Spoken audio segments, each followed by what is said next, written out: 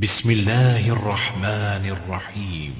قد كان لكم آية في فئتين التقتا فئة تقاتل في سبيل الله وأخرى كافرة يرونهم مثليهم رأي العين والله يؤيد بنصره من يشاء إن في ذلك لعبرة لأولي الأبصار.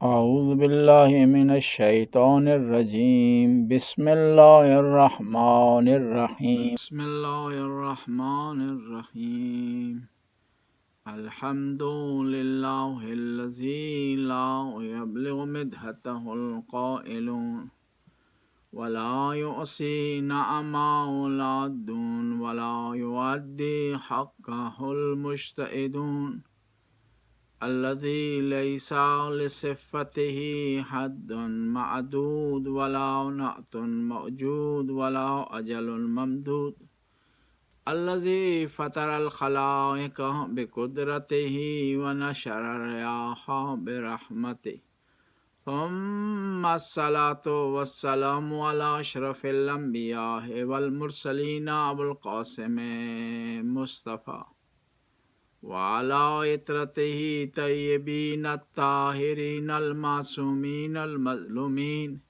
ولعنة الدائم على أعدائهم أجمعين من الآن إلى لقاء يوم الدين. بسم الله الرحمن الرحيم.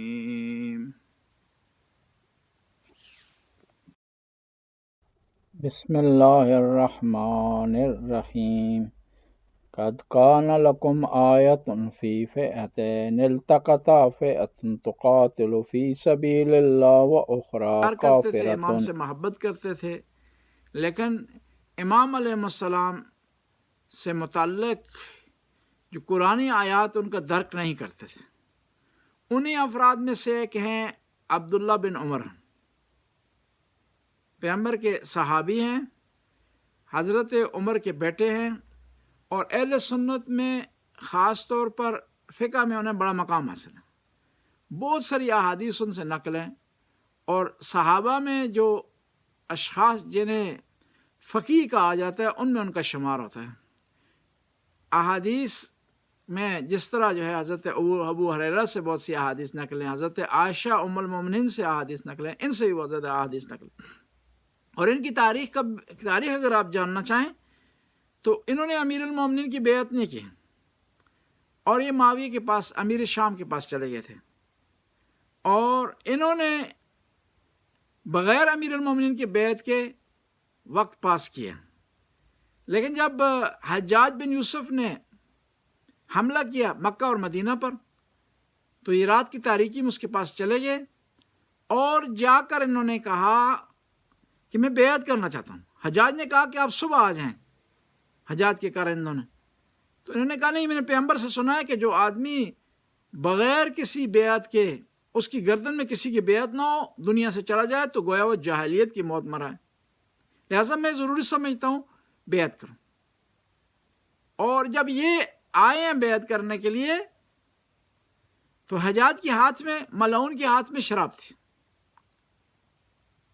اور شراب اس نے ہاتھ میں پکڑی ہوئی تھی. تو اس نے کہا کہ میرا ہاتھ فارغ نہیں ہے کہ آپ میرے ہاتھ پر بیعت کریں، لہٰذا اگر آپ بہت ہی اصرار کر رہے ہیں، بیعت کرنا چاہتے ہیں، تو آپ میرے پاؤں پر بیعت کر لیں.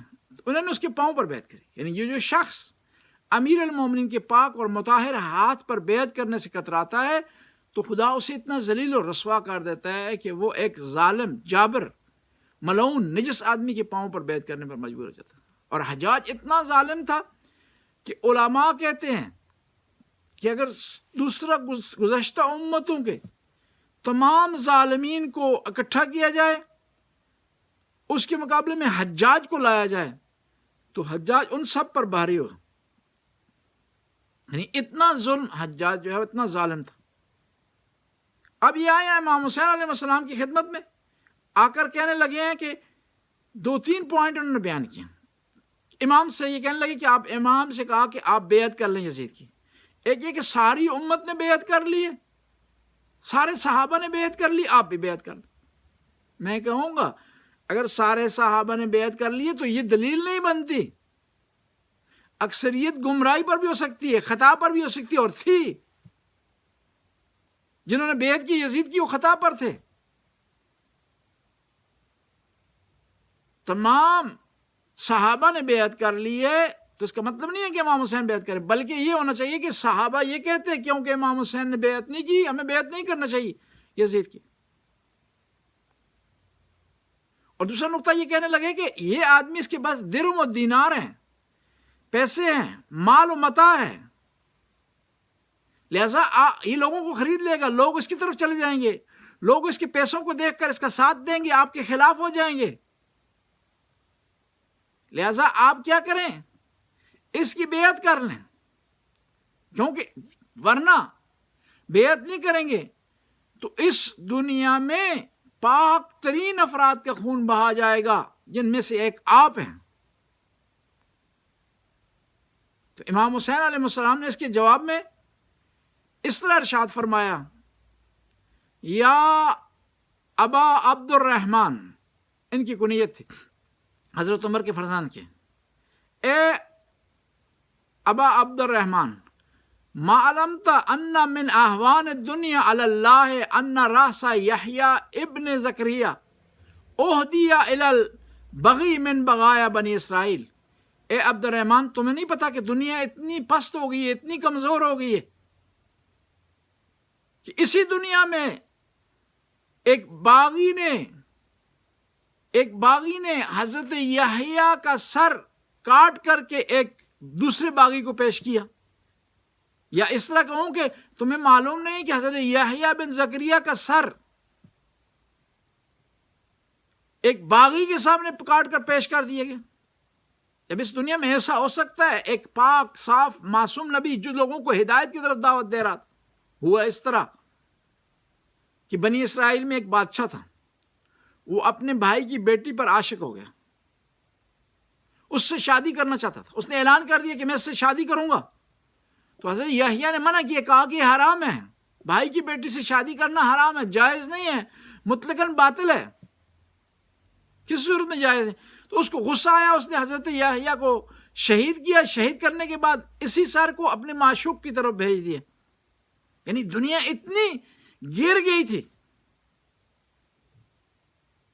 جب دنیا اس طرح بنی اسرائیل میں گر سکتی ہے تو نبی کریم کی امت میں بھی ایسا ہو سکتا ہے. پیغمبر نے بشارت دی تھی کہ وہ جو واقعات جو دوسری امتوں میں ہوئے ہیں اس امت میں بھی وقوع پذیر ہوں گے. اما تعلم ان بنی اسرائیل کانوا یقتلون ما بین طلوع الفجر الى طلوع الشمس 70 نبیا ثم یجلسون فی اسواقهم یبیعون ویشترون کأن لم یصنعوا شیئا. تمہیں نہیں پتا کہ بنی اسرائیل طلوع فجر اور طلوع شمس، طلوع آفتاب کے درمیان 70 نبیوں کو قتل کرتے تھے اور پھر اس طرح بیٹھ کر کام کرتے تھے گویا انہوں نے ان کے ہاں کچھ ہوا ہی نہیں، کچھ سرزادے نہیں ہوا، کوئی غلطی ان سے نہیں ہوئی. جب وہ بنی اسرائیل اس طرح کر سکتے ہیں تو یہ بھی اس طرح کر سکتے ہیں. دیکھنا یہ کہ یہ حضرت یحییٰ شہید ہو گئے ہیں، ان کا سر پیش کیا گیا ہے ایک باغی کے سامنے، لیکن دیکھنا یہ ہے کہ حضرت یحییٰ حق پر تھے یا باطل پر تھے. مہم یہ ہے کہ حضرت یحییٰ خدا کے راستے میں، خدا کا پیغام پہنچانے کے لیے، خدا کی نصیحت پہنچانے کے لیے، خدا کی شریعت پہنچانے کے لیے حضرت یحییٰ نے جان دے دی. حضرت یحییٰ دے سکتے ہیں تو میں بھی دے سکتا ہوں. حضرت یحییٰ قربان ہو سکتے ہیں تو میں بھی قربان ہو سکتا ہوں. یہ میرے لیے امپورٹنٹ نہیں ہے کہ میرا سر کاٹ کر کے یزید کے دربار میں پیش کیا جائے، باغی کے سامنے پیش کیا جائے. یہ سر کا کٹنا میرے لیے فخر ہے، لیکن مہم یہ ہے کہ میں اس قربانی کے ذریعے دین محمد کو بچا رہا ہوں، یہ امپورٹنٹ ہے. ان کان دین محمد لم یستقم الا بقتل یا سیوف خذینی. علیہ السلام کو پتہ ہے کہ یہ شخص امام کی مدد نہیں کرے گا، لیکن اتمام حجت کے لیے امام علیہ السلام اس کو آفر کر رہے ہیں، اس سے مدد مانگ رہے ہیں۔ بلکہ اس طرح کہوں کہ ایک آدمی کی مدد سے کوئی مسئلہ حل نہیں ہوتا، امام صرف اتمام حجت کے لیے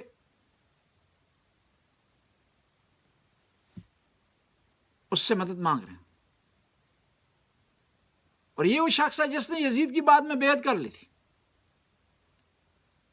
امیر شام نے مرتے وقت یہ کہا تھا کہ میرے بیٹے یزید، 3 آدمیوں کو تو نے خیال کرنا ہے، 3 افراد تیری بیعت نہیں کریں گے۔ ان میں سے کون ہے؟ عبداللہ بن زبیر،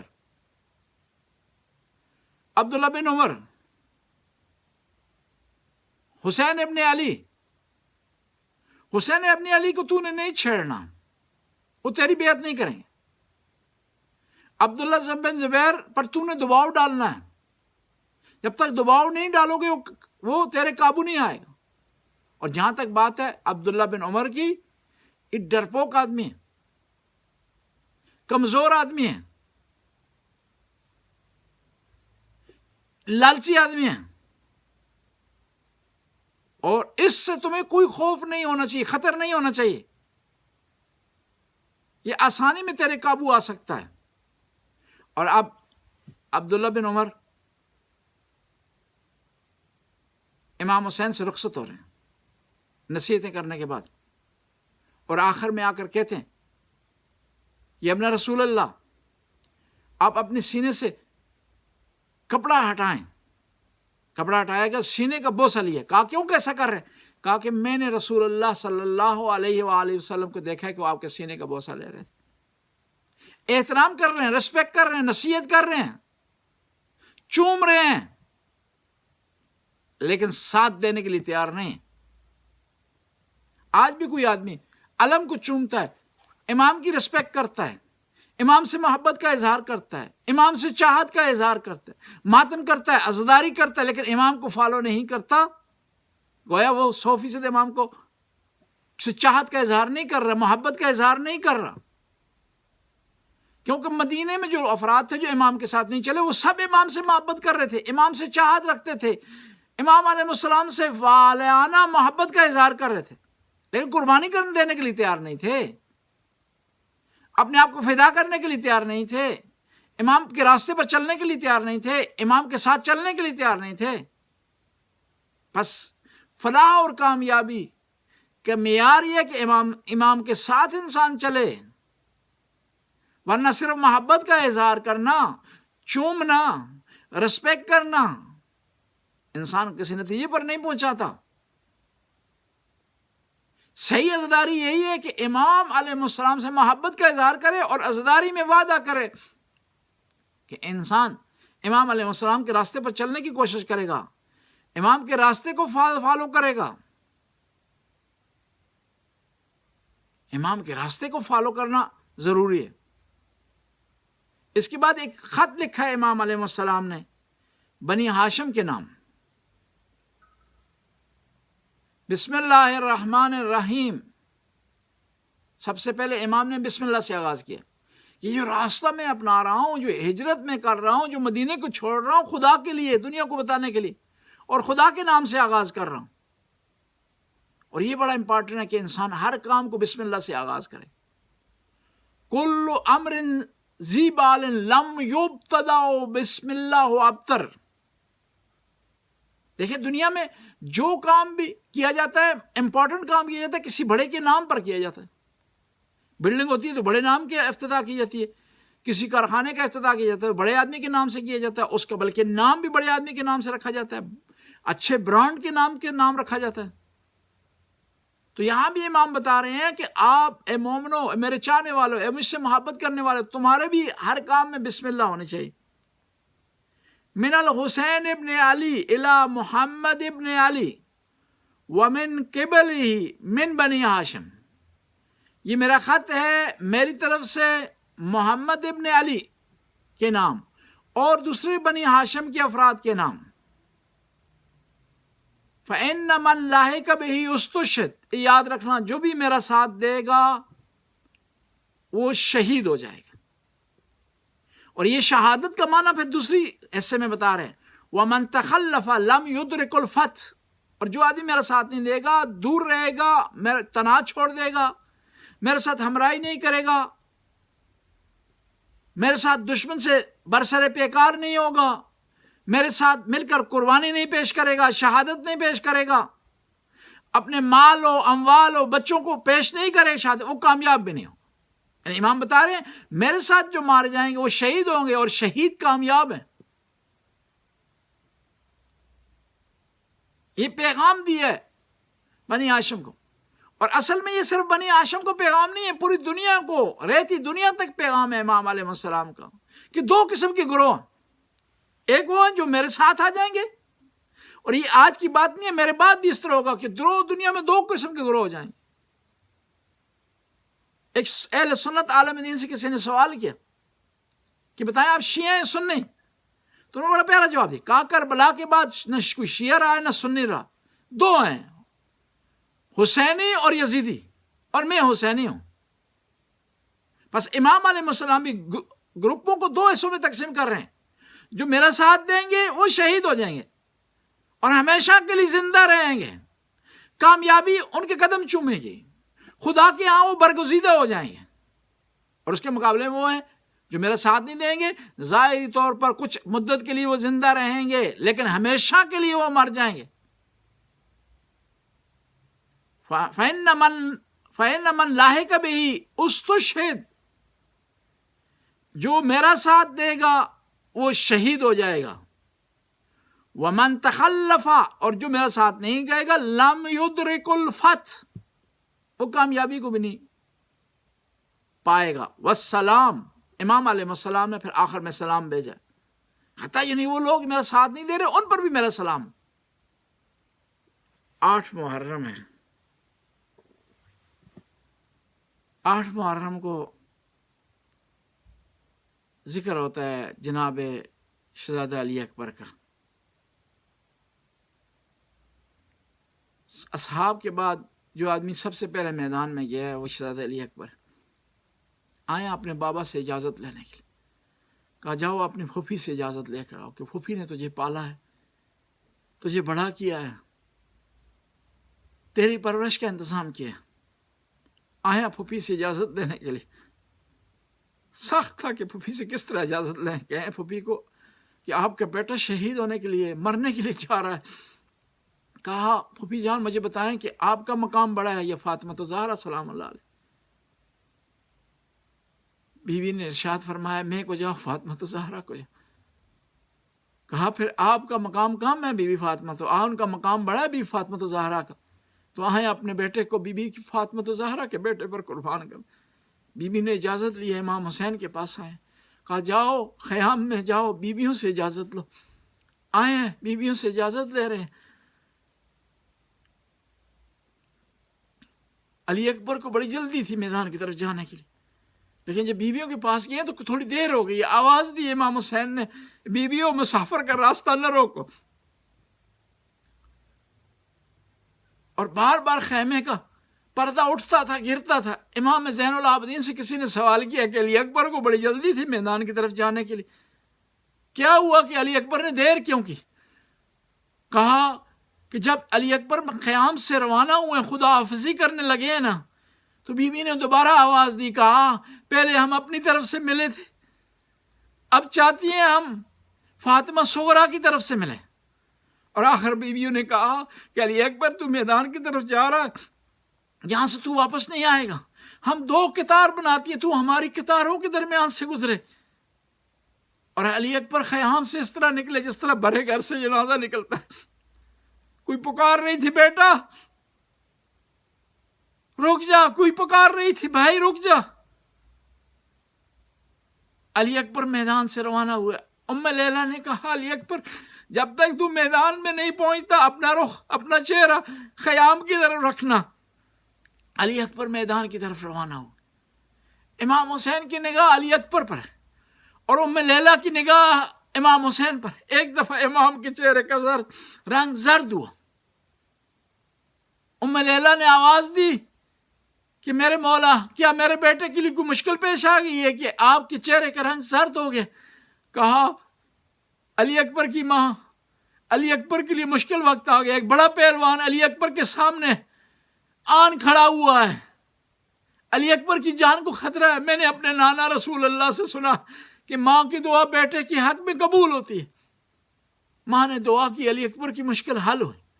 علی اکبر لڑتے لڑتے تھک گئے، واپس آئے، کہا یا ابت سکر الحدید قد اجہدنی والعطش قتلنی، بابا پیاس نے مجھے مار ڈالا ہے اور لوہے کی سنگینے نے میری کمر کو جھکا دی۔ آج بیٹا امام حسین سے وہ چیز مانگ رہا ہے، وہ بیٹا مانگ رہا ہے جس نے زندگی میں کبھی کوئی چیز نہیں مانگی، اور وہ چیز مانگ رہا ہے جو امام کے پاس نہیں۔ کہا یا ابت حل للماء سبیل، کیا پانی کا کچھ انتظام ہو سکتا ہے؟ امام نہیں بولے، اپنی زبان نکال کر علی اکبر کے دہان مبارک میں رکھ دی۔ علی اکبر گھبرا کر پیچھے ہٹے، کہا بابا مجھے اگر علم ہوتا کہ آپ کی زبان اتنی خشک ہے تو کبھی بھی آپ سے پانی نہیں مانگتا، بابا مجھے معاف کیجیے گا۔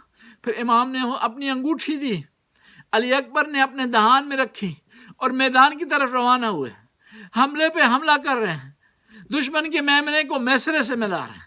ایک دفعہ دشمن نے چاروں طرف سے حملہ کیا، علی اکبر کی آس ٹوٹ گئی، گھوڑے کی زین سے زمین پر آئے، نہیں کہا کہ بابا میری مدد کو آئیں، آواز دی بابا آپ کا علی اکبر پیاسا نہیں رہا، آج جدی رسول اللہ، یہ نانا رسول اللہ میرے سامنے کھڑے ہیں اور مجھے اوسے کو اثر پلا رہے ہیں۔ امام حسین عقاب کی طرح علی اکبر کی لاش پر آئے، علی اکبر کے سر کو اپنی گود میں رکھا اور کیا کہا وَذَا خَدُّ وَلَا خَدَّ وَبَكَانْ بُكَانْ بَكَا بُكَانْ شَدِيدًا۔ امام نے اپنے رخساروں کو علی اکبر کے رخساروں پر رکھا اور بلند آواز سے روئے۔ کہا علی اکبر بیٹا تو نے آسانی اختیار کر لی، تو نے نانا رسول اللہ کے ہاتھ سے جام کوثر پی لیا، لیکن تیرا بابا ابھی اس نے سختیاں برداشت کرنی ہے، اس نے قاسم کی لاشیں کو اٹھانا ہے، اس نے اون و محمد کی لاشیں اٹھانے ہیں، اس نے اپنے بھائی کے بازوؤں بغیر لاشا اٹھانا ہے۔ الا لعنۃ اللہ قوم الظالمین فسیعلم الذین ینقلبون علی عقبیہم۔ خدا اس قلیل سی حاضری کو قبول و منظور فرما۔ آج کے اس پروگرام کے بانی ہیں چودھری جاوید اقبال آفدنی، اللہ ان کی توفیقات میں اضافہ فرما، ان کے رزق میں وسعت عطا فرما، ان کی اولاد کو نیک اور صالح بنا، ان کے مرحومین کی مغفرت فرما، ان کے درجات کو بلند فرما۔ یا اللہ تمام مومنین و مومنات جو ہمارے اس پروگرام کو دیکھ رہے ہیں، یا اللہ ان کی توفیقات میں اضافہ فرما، خاص طور پر پولینڈ کے مومنین وہ مومنات ہمارے اس پروگرام کو دیکھ رہے ہیں، ان کی توفیقات میں اضافہ فرما، یا اللہ ان کی حاجت روائی فرما۔ یا اللہ تو غفور رحیم، جہاں بھی دنیا میں مومنین و مومنات محرم منعقد کر رہے ہیں، محرم کا انعقاد کر رہے ہیں، یا اللہ ان کی توفیقات میں اضافہ فرما، ان کے رزق میں وسعت عطا فرما، ان کے مرحومین کی مغفرت میں۔ آخر میں تمام مومنین مومنات جو ہمارے اس پروگرام کو دیکھ رہے ہیں، ان کے مرحومین مرحومات کے لیے ایک دفعہ سورہ فاتحہ کی تلاوت فرما۔ بسم اللہ الرحمن الرحیم، الحمدللہ رب العالمین، الرحمن الرحیم، مالک یوم الدین، ایاک نعبد و ایاک نستعین، اہدنا الصراط المستقیم، صراط الذین انعمت علیہم غیر المغضوب علیہم ولا الضالین۔ بسم اللہ الرحمن الرحیم، قل هو اللہ احد اللہ الصمد لم یلد ولم یولد ولم یکن له کفوا احد۔ اللہم صلی اللہ